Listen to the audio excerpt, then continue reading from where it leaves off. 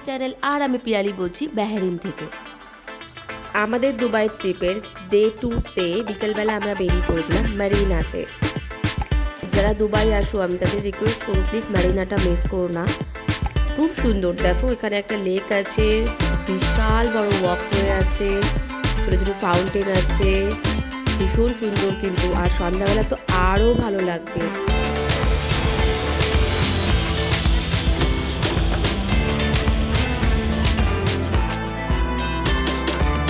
বিকেল হতে না হতে কিন্তু লোকজনের সমাগম শুরু হয়ে গেছে। ঘড়িতে কিন্তু এখন সবে 5টা বাজে।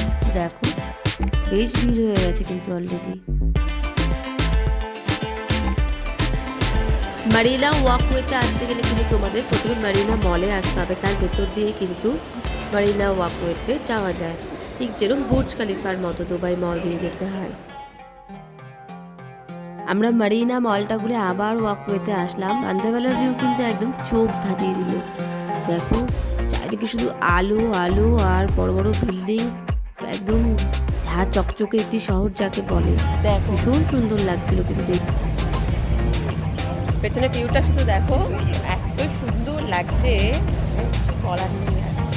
আমি দেখি আর আমার সাথে তোমরাও দেখো। আর এইদিকে দেখো বোট রাইডিং এর জন্য কিন্তু অনেক বোটস এখানে অ্যাভেলেবেল আছে। এই মারিনা ওয়াকওয়েটা কিন্তু বিশাল বড়। আমরা কিন্তু হাঁটতে হাঁটতে অনেকটাই চলে এসেছি।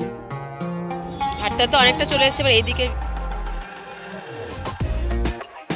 মানে যেই দিকেই আসি না কেন ভিউ কিন্তু সব জায়গা থেকেই অসাধারণ।